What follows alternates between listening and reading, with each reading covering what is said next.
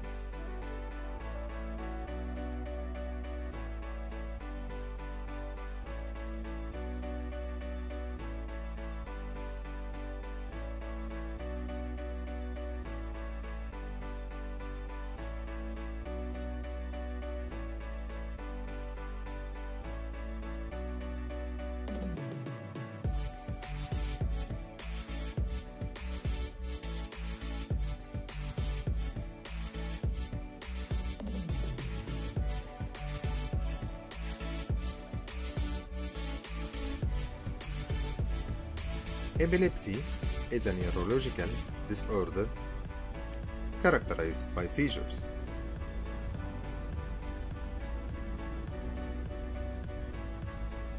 Seizures happen due to speed of action potential or nerve impulse along nerve cells.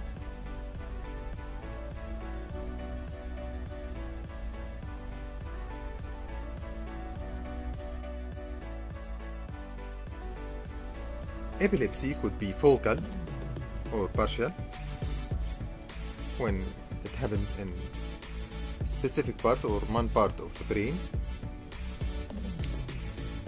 or generalized if impulses spread all over the brain in both sides.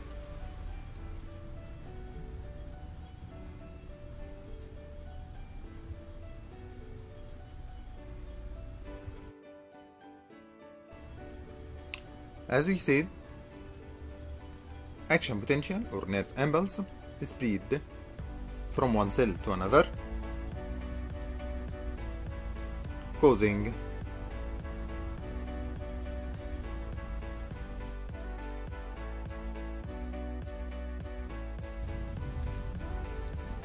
the synapses is the site of action of neurotransmitters. In presynaptic cell, we have sodium voltage gated channels and calcium voltage gated channels. Those, when activated, causing influx of sodium and calcium inside the presynaptic cell, causing depolarization, leading to action potential,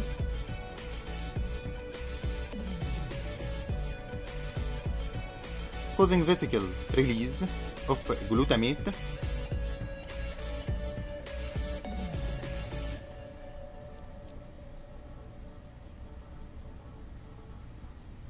glutamate transfers from the vesicles to the synaptic cleft,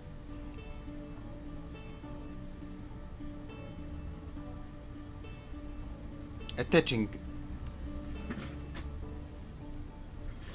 to NMDA and AMPA on the postsynaptic cells, causing influx of sodium and calcium, then depolarization, causing action potential, and so on. In other cells we see GABA vesicles. GABA is have an inhibitory effect. It travels through the synaptic cleft to the GABA receptor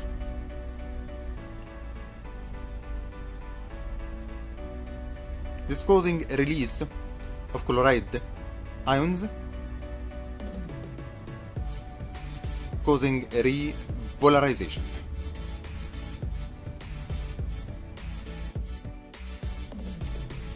Anti-epileptic drugs, we have three groups. Those that acts on sodium voltage gated channels are carbamazepine and phenytoin and lamotrigine. Others that inhibit voltage calcium channels are lamotrigine and ethosuxamide. And third group are benzodiazepines and valproate, which increase the inhibitory effect of GABA.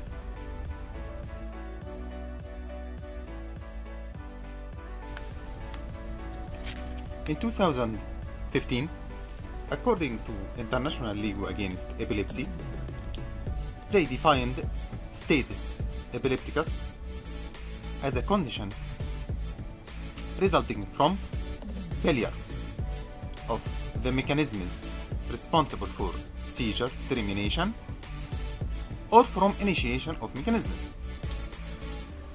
which lead to abnormally prolonged seizures if it lasts more than 5 minutes. It is a condition which can have long-term consequences after 30 minutes, including neuronal death, neuronal injury, and alteration of neuronal networks, depending on the type and duration of seizures.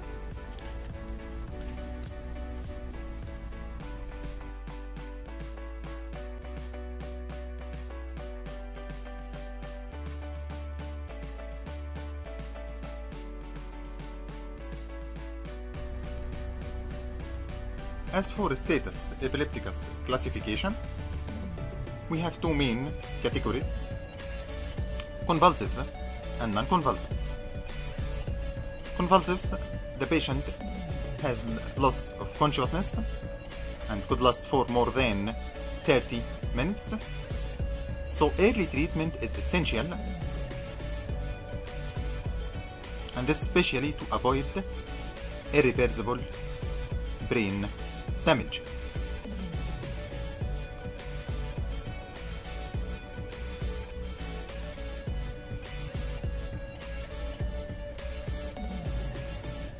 Irreversible brain damage could be caused by decreased oxygen and glucose supply to the brain, and this could happen due to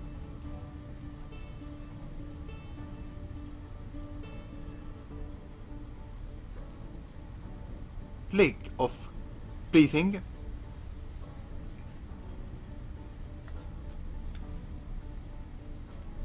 which decreases oxygen supply, and so glucose, and other cause is cardiovascular complications.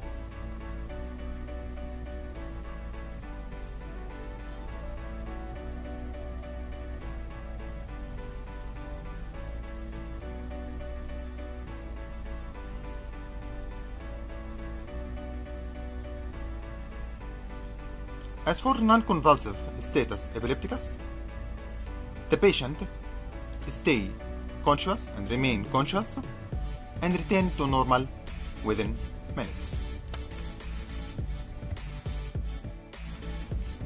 Etiology of status epilepticus.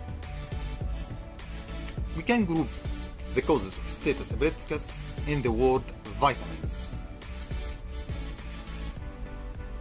as V for vascular causes as stroke,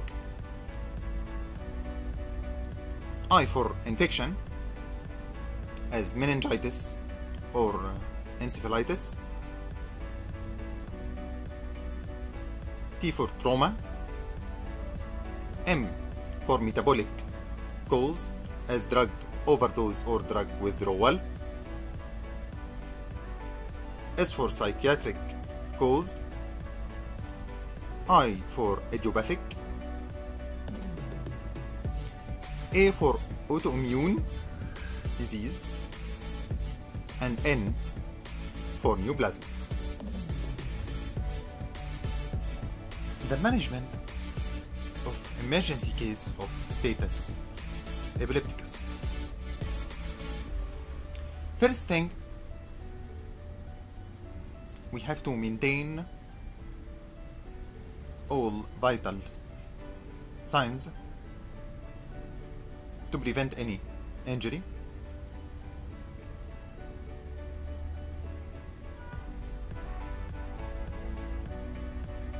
The ABC term refer to airway, breathing, and circulation.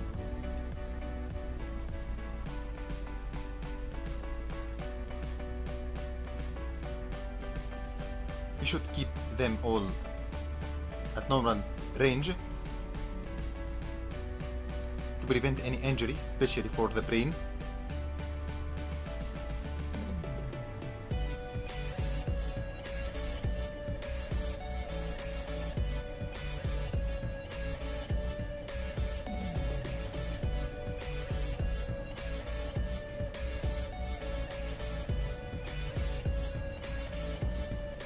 As we see, the term ABC, A for airway, B for breathing, and C for circulation. If the patient have blood glucose lower than normal, we give 2 mg per kilogram of dextrose 20%. Also, we can use calcium gluconate 2 mg per kilogram slowly IV in case of hypocalcemia. If the patient is at home when the emergency of status epilepticus happen, we give rectal diazepam.